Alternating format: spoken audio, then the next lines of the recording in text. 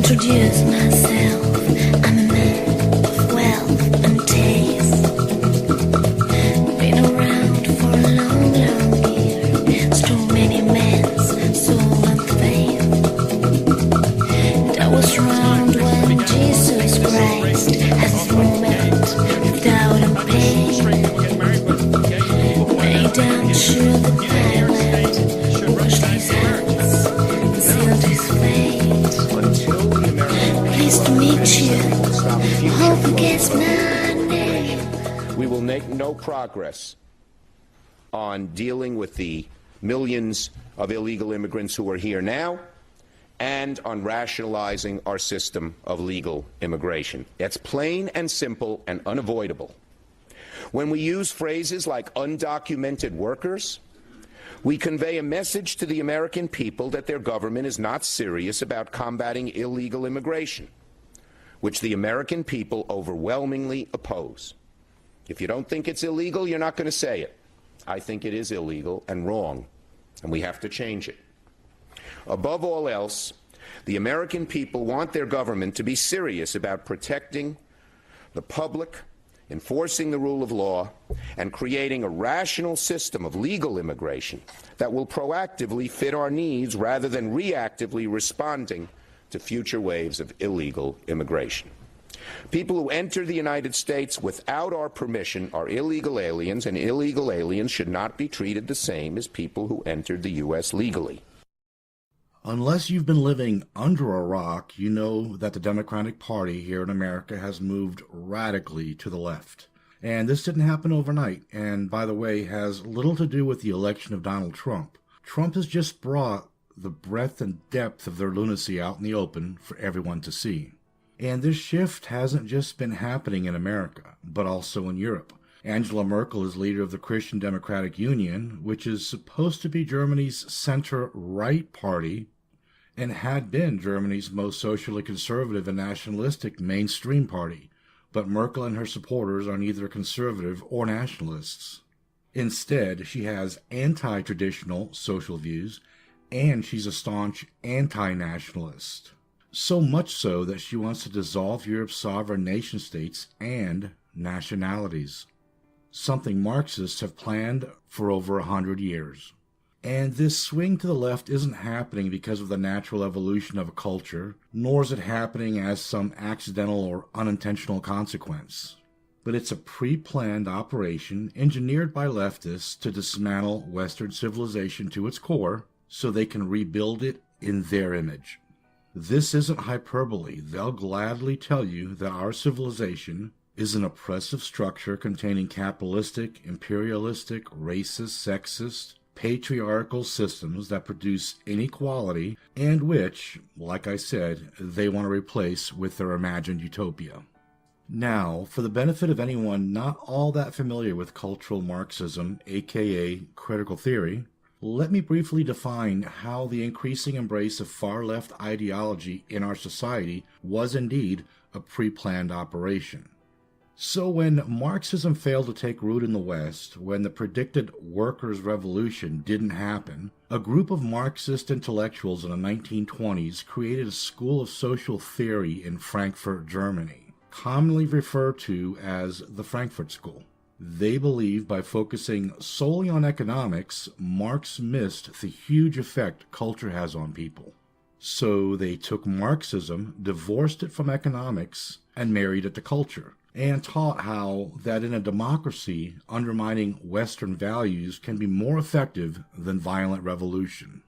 Then in 1933, Hitler came into power, and because Hitler's agenda included stopping the spread of Marxism to ensure what happened in Russia wouldn't spread to Europe, and because the Frankfurt School Marxists were Jews, they left Germany, took refuge in America, were welcomed at Columbia University, where they fully formed their philosophy, and where they taught how to apply it to society, or rather, how to achieve social domination.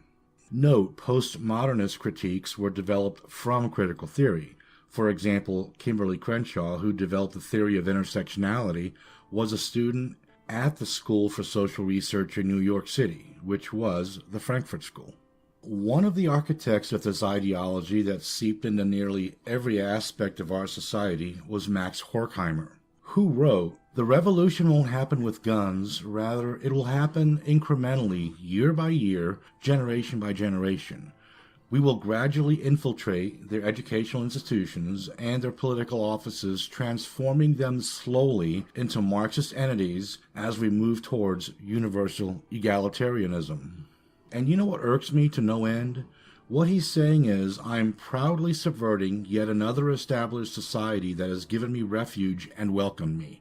Also, this shows the Achilles heel of liberal democracies, but that's a topic for another video coming soon. Anyway, when Horkheimer's talking about universal egalitarianism, he's not saying people should have equal rights. He's saying people should have equal outcomes. That socially and economically, people should end up the same because people are innately equal, even morally. And that's a foundational principle of leftist ideology today, and one of the biggest and most detrimental lies being told, because it tells people and groups of people that if they're not the same, if they don't have as much of something as the next guy, even Academy Awards, it's because they've been victimized. It's telling people who aren't oppressed that they are oppressed. This causes bitter indignation at having been treated unfairly, which is the very definition of resentment. And leftism is the ideology of resentment and of victimhood. And the left needs victims, because without the oppressed versus oppressor conflict, leftism is a dead ideology, just another philosophy that has little to no impact on our society. So, leftist ideology is based on the premise that everyone should end up the same, because people are not flawed, only systems and institutions are. Therefore, they conclude that when people don't end up the same, it's because something unjust is happening, namely oppression. More specifically, cultural Marxists believe inequality in society occurs because prejudice-dominant social groups, aka white people, exploit less powerful social groups, which creates a system of privilege and advantage for some, and disadvantage for others. And so they preach the reason there is inequality in society is because whites have unearned privilege derived from oppression. And there you have it, an ideology of resentment towards whites. Now, of course, that's all bullshit, because the reason there's inequality in a merit-based system like ours is because people are innately unequal. We are not the same, and will never be the same. Some people are taller, some are faster, some are better looking, some are smarter, some are dumb as shit.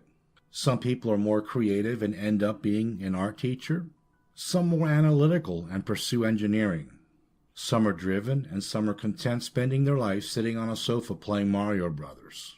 Some people are responsible, some irresponsible. Some consistently make good decisions, and for others, life is a never-ending string of bad choices.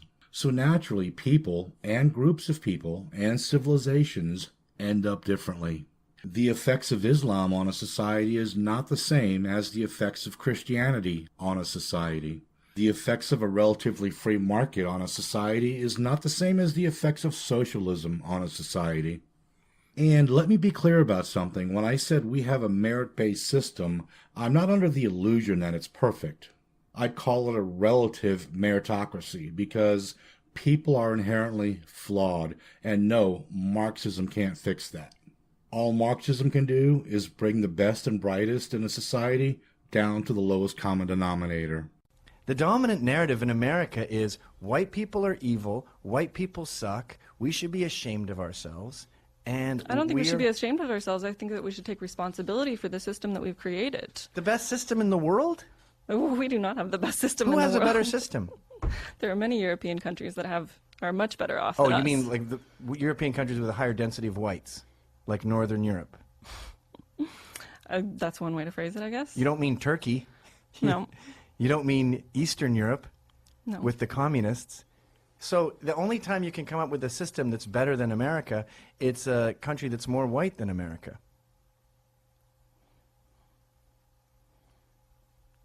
I don't understand. I don't know what to say to that. So, because cultural Marxists blame white people for the cause of inequality, whites who buy into leftist ideology have to support their own displacement and celebrate everyone but their own people. But then, why do so many whites buy into this ideology? And I had to think about that for a minute, because I can't put myself in the shoes of a leftist any more than I can see myself being caught up in some psychopathic Jim Jones religious cult. So I think one reason so many whites buy into leftist ideology is it gives them a sense of identity and purpose, sprinkled with a sense of moral superiority. They see themselves as representatives of the oppressed, fighting to defend them. When people don't know who they are and where they come from and don't have a sense of purpose greater than themselves, which is what we see today more than ever, they leave themselves open to all sorts of doctrines, like leftism. They're like a tree without roots. When the first strong wind comes, it knocks them over. That's why you don't see many people with a deeper sense of their identity, history, and culture buy into cultural Marxism. Another reason so many whites embrace leftism is the natural inclination people have to adhere to a group, the comfort of inclusion. Leftist ideology is touted by Hollywood, pop culture, the mainstream media, and it dominates most universities. And kids don't want to be ostracized by being branded a racist. And by the way, this is an old-school Marxist tactic. The word racist first became part of a society's lexicon in 1930s Russia, and was used to browbeat people who weren't wholeheartedly communist. In other words, people who weren't politically correct, a term coined by the Soviets in the 1920s. However, racist had a different meaning then. It meant someone who was nationalistic. Good communists identified with the communist collective, not with their ethnic and cultural heritage. Funny how leftists are using the word racist today the way it was originally used in early communist Russia. Only towards whites, though. But I'm not a white supremacist. I just want to celebrate my white heritage. Well, I hate to break it to you, but... Okay, so people love inclusion, and leftists have made it clear that the consequences of dissension are severe. For example, look at Roseanne Barr, who is labeled a racist for supporting Trump, and because she made a racy joke, was fired, costing her tens of millions of dollars minimum. And to add insult to injury, the cast of her show, the very people who she single-handedly made rich and famous, either kept quiet or proudly and publicly berated her for doing something that she'd been doing all of her life, making racy jokes and being controversial. Another quick example is Taylor Swift, who, as far as I know, is apolitical, at least publicly. And because she refuses to take sides, refuses to talk about politics, and therefore refuses to denounce and bash Trump, she's a racist and white supremacist by default. Welcome to the Noble Revolution. Okay, and one more reason that I can think of why many whites are caught up in this cult is old-fashioned conditioning. This is especially prevalent in leftist-run European countries. People have simply been conditioned through the government, the media, and often their parents that left-wing ideals like multiculturalism and cultural relativism are good, while a notion like Sweden should generally be a country for ethnically Swedish people is evil. However, it's still not all that easy for the left to convince the masses that whites are evil oppressors for creating a civilization that everyone wants to come and live in. So, like we've seen time and time again throughout history, a little revisionist history, aka propaganda, is required to validate their insane bullshit. And this is especially evil because this is how our kids are taught to hate themselves and their culture, which in turn makes them susceptible to leftist ideology. The Muslims didn't go up from Jerusalem and march up to Europe to attack Christendom. No, the Christians marched down to Jerusalem to attack the Muslims. I'd be rich if I had a nickel every time a leftist cited the Crusades as an example of evil white European Christians invading the lands of peaceful Muslims and brutalizing them in the name of Christianity. Well, the record of history is clear, and it says, Islam was born in Arabia in the 7th century, and the Mohammedans immediately began attacking the Middle East, which was full of Christians, Jews, Zoroastrians, and polytheistic Arabs. Major Christian cities were captured, including Antioch and Jerusalem. Then northern African cities like Alexandria and Egypt were invaded and captured. Then Muslims crossed the Mediterranean and began attacking Europe. They conquered the island of Sicily, and using that as their base, they attacked coastal towns, which entailed killing, robbing, raping, and taking slaves. During this time, over 1 million white Europeans were taken into the Islamic world as slaves. In 846 AD, while attacking Rome, Muslim invaders looted St. Peter's and St. Paul's basilicas, desecrating and pillaging the holiest places in all of Christendom.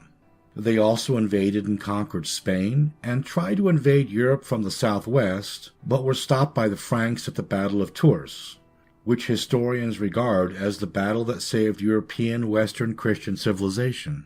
So all of this so far, about 400 years of brutal aggression, happened before the First Crusade was ever waged. Also, unlike the Mohammedans who waged war because their holy book commanded them to create a worldwide Islamic state, the Pope only got involved to unite the different kingdoms and empires of Europe, which were often at odds with each other, because in unity is strength. So basically, the Pope called on Western European Christians to aid Eastern Christians oppressed by Muslims. So the Crusades were a pushback, and were a result of continual Muslim subjugation. Now, I'm not going to lie, when European kingdoms united and this pushback happened, it was brutal. When the Crusaders, which consisted of about 4,000 mounted knights and 25,000 infantry, when they moved east and began defeating Turkish armies and taking back cities, it wasn't pretty. And when they finally reached Jerusalem and breached the walls, the knights slaughtered everybody inside that wasn't a Christian.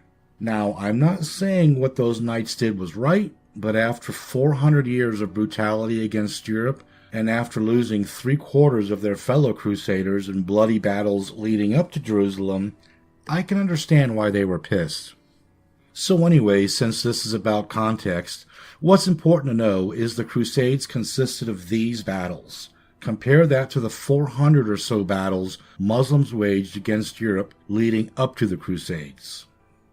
Now, unfortunately, the Crusades didn't end Muslim aggression. In 1453, long after the Crusades, they conquered Constantinople, which ended the Eastern Roman Empire.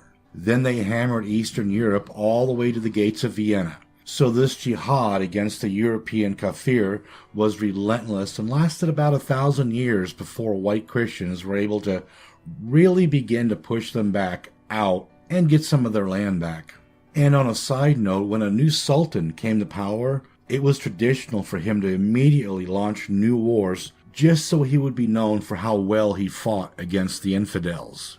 And between the 7th and 15th centuries, Muslims dominated the slave trade, and they dealt in the sale of eunuchs, which were castrated male slaves most often used in military service. Eunuchs were created by amputating the penis and scrotum of 8 to 12-year-old boys, which is why there's no black population in the Arab world today. Well, that and because they would kill the newborn children of their African concubines that they got pregnant. Now, I already mentioned Europeans being enslaved by Muslims as early as the 7th century, but I want to reiterate, while Mohammedans were killing and enslaving Africans, they were doing the same with white Europeans. Before Catherine the Great conquered the Muslim-ruled peninsula of Crimea and put it under Russian rule, millions of Ukrainians, Georgians, Bulgarians, Armenians, and Slavs had been enslaved and sold through Crimea. The term the Crimean raids is familiar to every Ukrainian, Russian, and Pole, as it is an integral part of their history. Also, between 1530 and 1790, it is estimated that North African Muslims abducted and enslaved more than 1 million Europeans from coastal towns and the high seas. They even enslaved Americans. All right, tell me why I should believe... However, you're right on your premise. ...that they really want to fight us in Dollywood, but they're not. Well, let me give you an example. From Mr. Jefferson, since you asked me to mention my book, which I happily do, available fine bookstores everywhere. In 1788, when the United States was barely a country, Right. was having its sailors taken as slaves by the Barbary states, the states of the Ottoman Empire in North Africa. Tripoli. The shores of Tripoli. Shores of Tripoli. And its people, its ships stopped, its crews carried off into slavery. We estimate 1.5 million European and American slaves taken between 1750 and 1815. Jefferson and Adams went to their ambassador in London and said, why do you do this to us? The United States has never had a quarrel with the Muslim world of any kind. We weren't in the Crusades. We weren't in the war in Spain. Why do you do this to our people and our ships? Why do you plunder and enslave our people? And the ambassador said very plainly, Mr. Abdul Rahman said, because the Quran gives us permission to do so, because you are infidels. And that's our answer. And Jefferson said, well, in that case, I will send a navy which will crush your state, which he did. And a good thing, too. Islamic fundamentalism is not created by American democracy. It's a lie to say so. It's a masochistic lie. And it excuses those who are the real criminals, and it blames us for the attacks made upon us. Don't have anything to do. Now that brings me to the holy grail of the anti-white narrative, slavery. And it's not hard to expose leftists who want to single out whites and blame them for this immoral practice, because just a cursory glance at history shows slavery was common and an accepted way of life in every culture throughout history. It was fully established in every society, and there was a myriad of ways you could become a slave. You could be born a slave, you could lose a war, you could run out of money and be unable to pay your debts, or your parents could just sell you into slavery. But since the left only wants to talk about the Christian slave trade, which was from about 1515 to 1815, let me add this. Slavery in other civilizations was on a larger scale, lasted a longer time, and was more brutal. Also, whites were the first to act on their conscience and abolish slavery, first in Europe, then in America, and through their influence, effectively ended slavery in the world. Although it was practiced in China and various parts of Africa until the 1940s, Saudi Arabia had slavery until 1962, Peru until 1968, and India until 1976. It's probably also worth noting that unlike the Mohammedans, Europeans didn't go into Africa to kidnap and enslave people. They bought slaves from African slave traders who had bought them from African kings and warlords. As a matter of fact, 40% of all blacks in West and Central Africa were slaves within Africa before and during the period of the Atlantic slave trade, which means more than likely Europeans did not cause one single black person to be a slave who already wasn't one. For a little more context, during the period of the Atlantic slave trade, 10% of the enslaved Africans became part of the Atlantic slave trade and were shipped west. About 20% went to the rest of the world, mostly to the Middle East and India, and 70% of African slaves stayed in Africa as slaves. And of the slaves that were part of the Atlantic slave trade, only about 5% came to America. The rest went mainly to Spanish South America and to the Caribbean. And when the Atlantic slave trade ended, the percentage of Africans in West and Central Africa who became slaves didn't decrease. There were just more Africans who stayed slaves in Africa. Also, in America, slavery wasn't just practiced by whites. Indians practiced slavery before any white people ever set foot here, and later they also owned African slaves. Blacks, of course, also owned slaves in America, as they did in Africa. According to the U.S. Census of 1830, in Charleston, South Carolina alone, 407 African Americans owned slaves, and it's estimated that 28% of all freed black slaves owned slaves. The bottom line is demonizing white people because of slavery while giving every other race and ethnic group and civilization a pass is deceptive, agenda-driven leftist conditioning. And it's pathetic that in the age of information there are people dumb enough to buy into the white guilt dribble.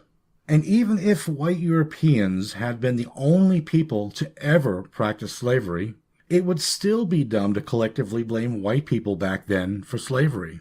That's like collectively blaming whites during the Industrial Revolution for harsh working conditions and low wages and child labor. Most whites back then were poor and weren't exactly pro low wages and shitty working conditions, just like most weren't pro-slavery. And not just because of moral reasons, but because slavery drove down wages, among other things. Anti-whites have become so bold, so arrogant that they're taking it way too far too fast. I should just kick back and watch the show because they're waking a sleeping giant, one that will not be conquered, a giant that will put an end to all this nonsense. There's an even bigger demographic of white males you haven't even heard from yet. The left lives in constant fear and paranoia of this reality. The men who quietly watch from afar, who work and mind their own business, but they see everything.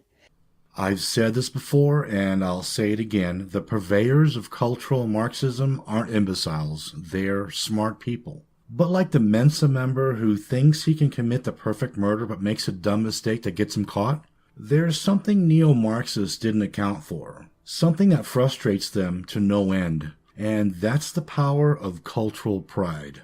Cultural pride is why Austrians removed the Social Democrats from power last October and replaced them with right-wing parties that promise to keep Austria's culture and traditions intact. Cultural pride is why parties that were undermining Italy's culture, even though they'd been in power since the end of World War II, were crushed in the Italian elections last March. Cultural pride is why a French party that couldn't even get enough votes to be represented in Parliament a couple of years ago is now Germany's second largest and most powerful party, and growing. Cultural pride is why the party that stands for Swedish nationalism recently became the most popular party in Sweden. And in order to strip people of cultural pride, you have to strip them of their national or ethnic identity. And people who aren't brainwashed are going to naturally resist that. And I say naturally because it's biologically ingrained in us. Human nature is tribal. We naturally care about our own family more than someone else's family. We care more about our own nation more than a foreign nation. And by nation, I mean a people with a shared heritage, which includes a common language, history, religion, and ancestry. It's no coincidence, nor is it because of racism, that 85% of American churchgoers go to churches that are composed of entirely or almost entirely one race. Now, like I said, leftists don't really understand having pride in your culture, your people, and your homeland. And we know this because they're leftists, but more specifically, because they smugly say stuff like, why would you be proud of something you had no hand in doing, of something you didn't accomplish yourself? Why would you even be attached to it? And when they say something like that, it tells you all you need to know about them. Look, I'm not trying to take credit for someone else's accomplishments. It's not about that. It's about the kind of pride that you might feel for your father or children. It's natural to take pride not only in your own achievements, but in the people and things that are connected to you. And so it's natural to take pride in something that was gifted to you. And my cultural heritage is a gift. No, I didn't earn that gift. Nevertheless, it is mine. Remember this flick? Should Tao have refused Walt's gift of the 1972 Gran Torino because he didn't build it himself or buy it himself? Is he not allowed to take pleasure and feel pride in owning it?